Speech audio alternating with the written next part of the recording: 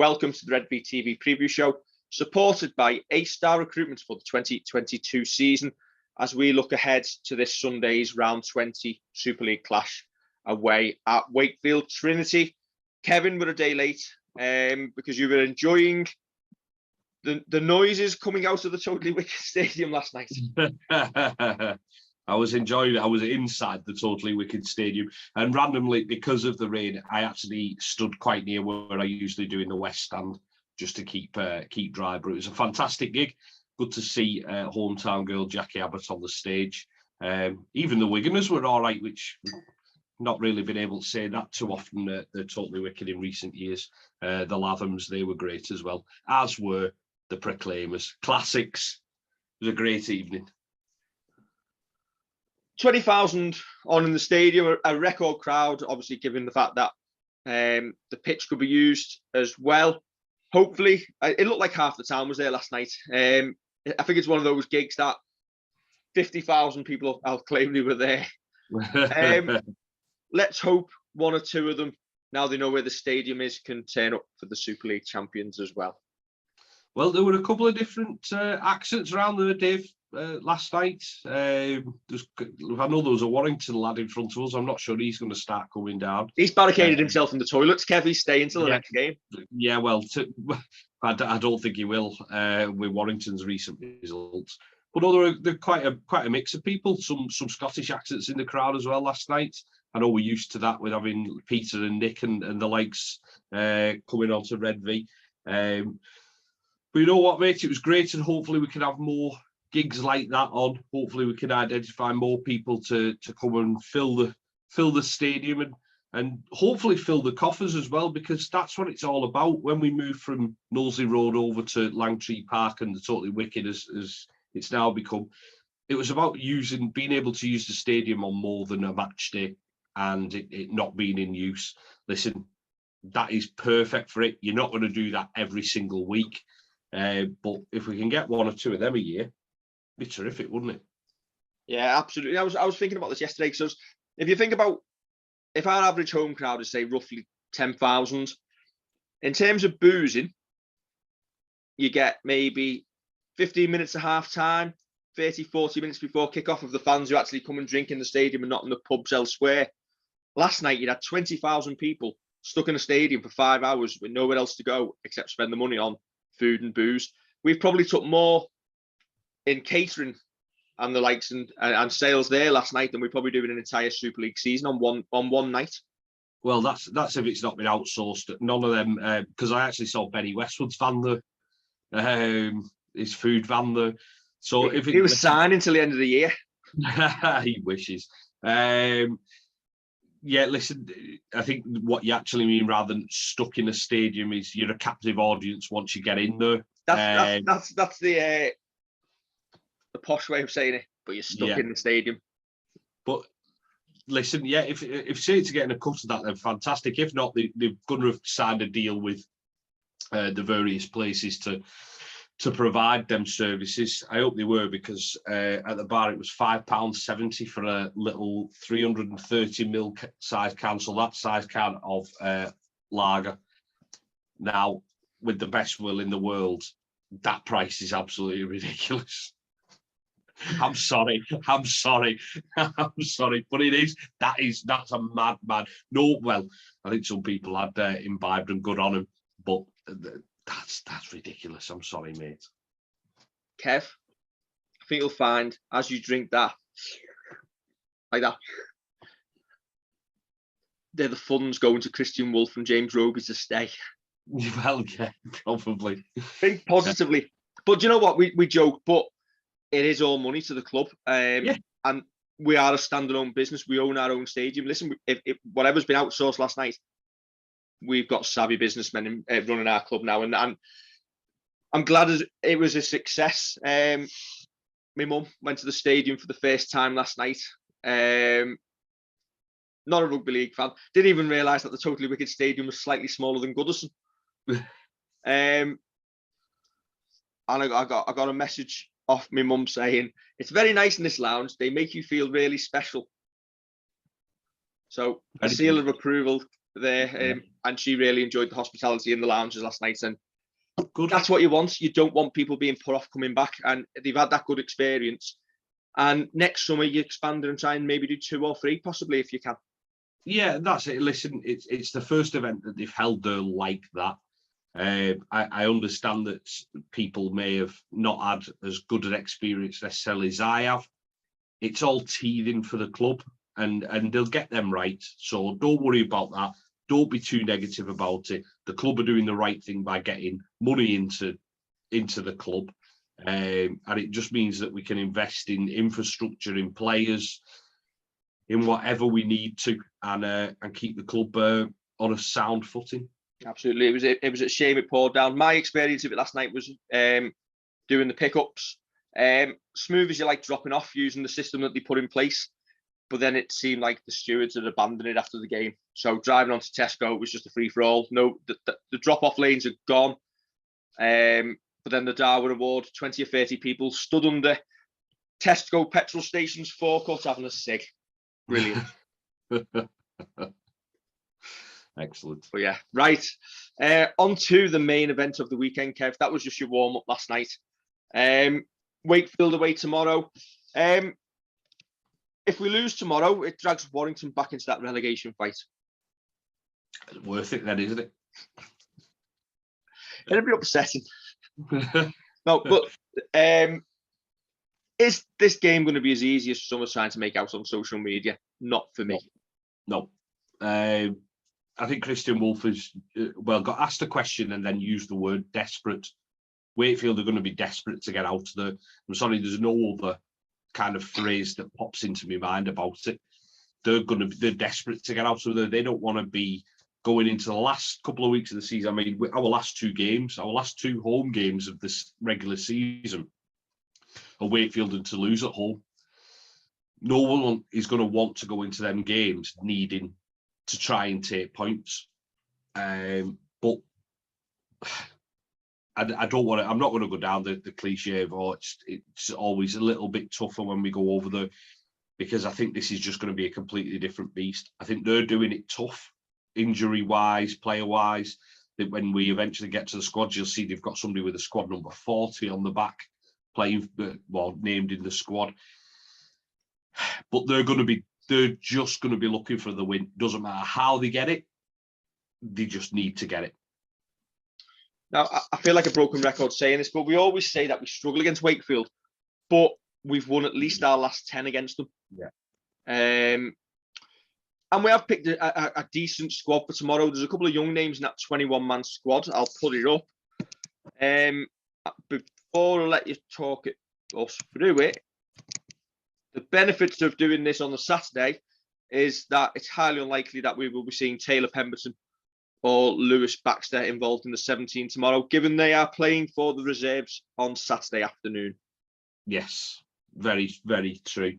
The 3 changes that he's made, Will Hopewati, Sione Batautia and Morgan Knowles have all dropped out. And in are the aforementioned Lewis Baxter and Taylor Pemberton and George Delaney as well. I can see George Delaney not making it into the match day squad. If I'm completely honest as well, he might be another one who's in to not make up the numbers, but be part of it, kind of know where his place is in the pecking order, and the fact that he is being thought about and that he's got his squad number there and he's been promoted back into that first team squad needs to be a good boost for the young lad. Given if this was a top of the table clash and we were going full pelt, you would assume then that, given that Lewis Baxter and Taylor Pemberton are playing today, that one of Dan Hill and George Delaney would be the 18th man. Yes. With the other one potentially missing out. So you'd assume it'd be Dan Hill, given he's been in the 18th man in recent weeks. Yep. But is there potential that if there's any of that first choice 17 who've got any sort of a niggle or Christian Wolf wants to give a rest to, that's where Dan Hill comes into play, potentially playing at fullback or the wing. I know we spoke in the St. Helens Star this week as Christian Wolf about Dan Hill, about how he's transformed and developed as a player this season, how he can play in multiple positions, and said he will play at the back end of this year. So is tomorrow one of those games where it is an opportunity potentially to put him in there? Yeah, definitely. I think the Leeds victory over Wigan obviously gives us that little bit of breathing space, and it's not that it doesn't matter if we win or not. I mean, let's go back to earlier in the season. We were lauding Wakefield as the best team to turn up at the Totally Wicked and play against us. How little we know. Yeah, well, no, because they were though, mate. They were a good team, but it's obviously not gone for them this year. And as you say, as I say, when we're looking at games that we can afford to kind of rest people in, this could be one of them. This could be a case of, well, we're no further if we end up losing it, which, I mean, we're not going to go over there just to do that. But if we end up losing it, then you know what? Things are still as they were the week before. And it does give you that opportunity to turn around and maybe say, Johnny Lomax or James Roby, you're going to sit this one out today. I can't see, there's not going to be too many changes, obviously. I don't think we're going to turn around, this is where it happens, where we're going to turn around and see Dan Hill and George Delaney both in that 17. I think there's no point doing that, but you can drop one, and it probably will be Dan Hill because he's the one who's been in and around there. He's the one who's been spoken about a little bit more. Well, is it the most obvious choice, given that you've got an enforced change at fullback anyway, obviously with Will Hopper's injury? Yeah, that's it. I mean, to be fair, Christian Wolf did mention in the week as well, starting again with the same spine that finished the game last Friday, which you could kind of see. You could kind of see Wellesby at 1 and Lomax and Roby in the halves, Lussick at 9. Then you, with Pemberton playing for the reserves today, you kind of see that we've not then got that dummy half change. It might be that Lussick plays and Roby starts on the bench. He's not going to play 80 minutes if he starts on the bench, and you can kind of change it round that if you have got someone playing at fullback or on the wing and they're not doing quite as well, maybe lose a little bit of confidence, which I don't expect any of them to do. Could you give Roby a week off? You could do, yeah. Well, that's it. I think given that Lussick came in last week and played big minutes and did really well, maybe just as a reward, say, listen, you're going to get the full 80 this week. As I say, I think that because I think Lomax and Roby are two most likely. Lomax has obviously got that bicep injury that he's managing through. Roby's obviously, well, he's not as old as me, but because he's a bit of one of the, well, he is the older head in the changing rooms. You potentially could give him the week off, and would it surprise me to see his name not on the team sheet tomorrow? It wouldn't.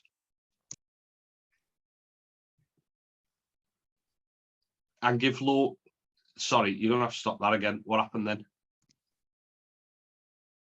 There's been a time loop, Kev. We've looped you back a year younger.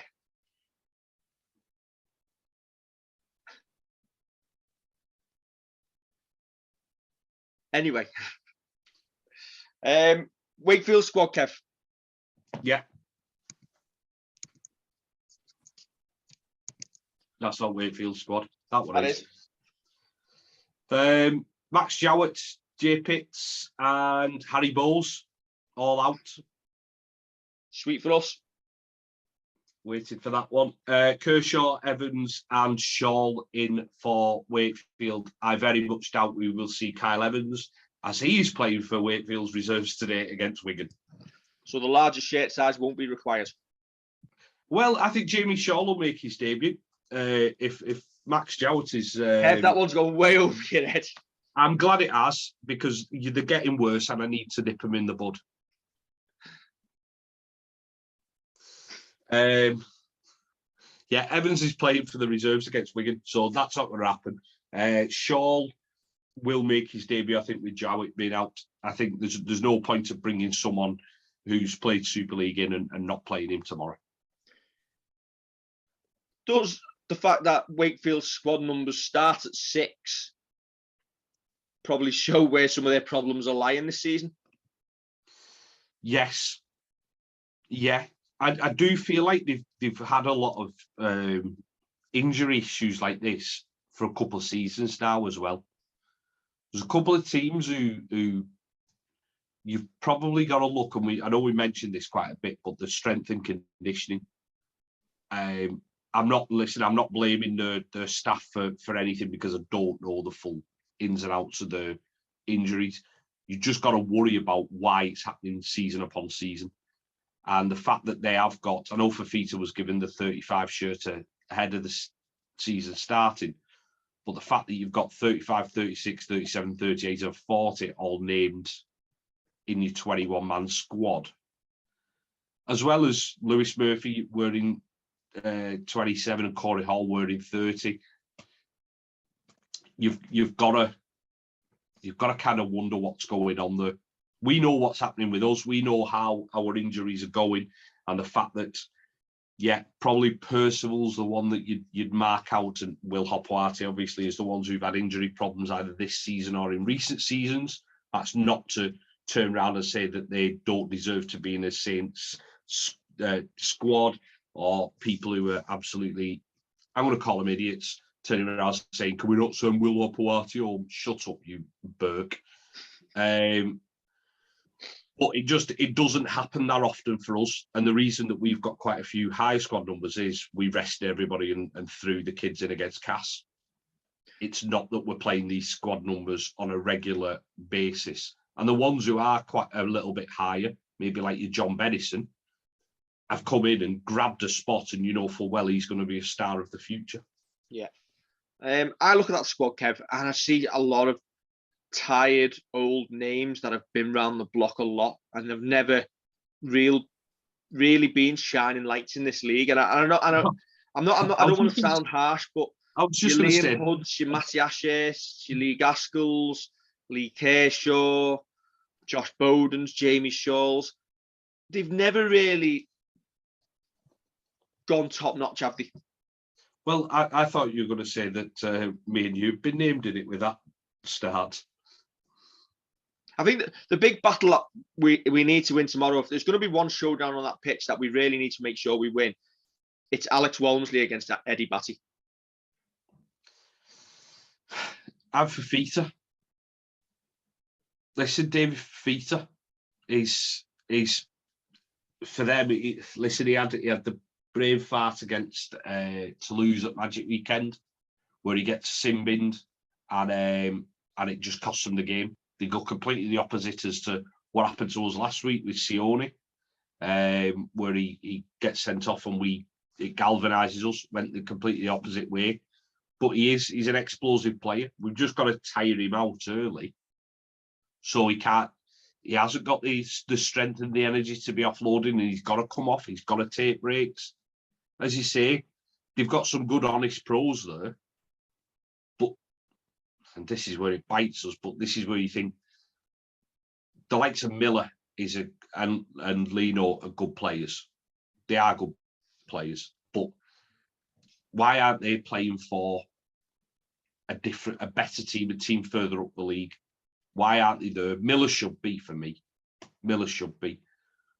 I think the thing for me is, Kev, if and when Wakefield get relegated, usually the team who are coming up or the teams around the bottom will pick off a lot of the names. Yeah. And they'll stay in Super League. For me, if League, for example, come up, they're not going to be looking at a lot of those names to supplement the squad. Toulouse, if they stay up, won't be pinching many of them players. And I think that, is it just a case of, are they coming to the end of the line? Possibly. I mean, there's rumours that James Batchelor has gone to Hull KR for next year. But as you say, like Jamie Shaw isn't getting a shirt at Hull. When he did this season, he's not really done anything. There aren't many there that you might turn around and say, we picked up James Bell from Lee. There's not many that you turn around and say, I'd take them over someone we've already got at the club. Yeah. Right, Kev, predictions? Depends on the rain. I'm going to go away from me 14 though. but it depends on the rain. Saints could win this by 20. I'm going to say Saints by 46. Fair enough. And do you know what? I just think, well, if we get an early lead, we'll cut loose. And somebody's going to get it, as the big dosser would say, or Tyson would say about the big dosser. Wakefield are this week's big dosser, and Saints are going to hammer them. Excellent. Other news, Kevin Nagama has signed for Huddersfield Giants in 2023. Seen a few odd comments on Facebook, not just Redvee's Facebook page, general Facebook page, which I thought was just odd. The lads won us a grand final, saved us with distinction, sought out his entire contract when it would have been easy to walk away during COVID, went home for family reasons. Since then, been home nearly 9 months. Restrictions in the world have eased, and he's been offered a big deal to come back and do 2 years at Huddersfield at age 34. And him and his partner and the family have accepted the deal. Happy days. Welcome back to Super League, Kevin Nagama. We look forward to welcoming you to the Totally Wicked Stadium when you come and visit, and you can kiss the trophy, which we will keep hold of, ready for you next year. Yeah, that's it. We put a little statement out, didn't we, over the weekend about the kind of the backlash, the negative backlash to Kevin Nagama going, and it was a very minority, little minority. Yeah, they're a vocal minority though, and you just think, just take a step back and think about things. I think we've mentioned in the past how Christian Wolf said Kevin Nagama at any time was doing it that tough. He was expecting the knock on the door to the right, I'm going home, boss. And Christian Wolf said I wouldn't have blamed him at all. And he'd have probably just been a case of, I'm just retiring now. That's it, I'm gone. Release me registration, release everything, I'm just going. And he didn't, he stuck with us. But I think that people just don't think. And it's just the first thing they do is get on social media and type and rant. I know I've done it in the past. And you kind of learn a little bit. I think I've learned a lot from starting doing this and not just diving in and putting the first thing that necessarily comes into my head. Even though that's exactly what I've got to do here, because I've no idea what you're going to ask me from time to time, or when you're going to make jokes about women's clothes shops and stuff like that. You did get it. You got it. I've just got to nip him in the bud. I've seen your wardrobe, Kev. It's full of smocks. I don't know what that is. What's a smock? It's like a dress. Google it. I just think that people don't think that they mate, and people just come out with some absolute bile without turning around and taking a step back.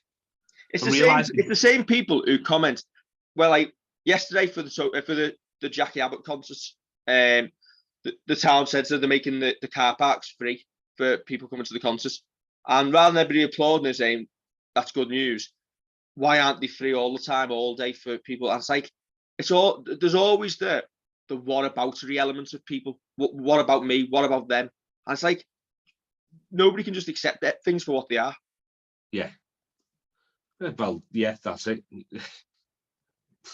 I've nothing to add to that, because it's true. You can't. Some people don't take a step back. Should the car parks be free? I think we'll go into depth on that on the instant fan reaction rather than here and now. Right, I think we're done and dusted. I'd pack a brolly in the car tomorrow just in case. Are you allowed to step into a stadium? Well, you can put me either in an alleyway behind Wakefield's ground, can't you, and get it afterwards? Yeah, probably. Do you want a little fact before we go? The Redvee fans want a fact, fans. George Delaney's birthday is the 4th of February, 2004. On the 19th of March 2004, James Roby made his debut for Saints. A month after George Delaney was born, James Roby's first team career started. There you go. You can have that one. And that is a fact, fans. That is a fact. Just looking at the weather for Wakefield tomorrow. It does say it's going to rain tomorrow, but from 2 o'clock till 5 o'clock, there is only a 5% chance of rain. and if there is, it says 0 precipitation in centimeters per hour, so you may get away with it. Temperature at kickoff will be a sizzling 23 degrees. Take a cold, but not a thick one then. Yeah. Right. Don't forget to like, share, and subscribe. And we'll catch you tomorrow for the instant fan reaction from sunny, overcast Wakefield.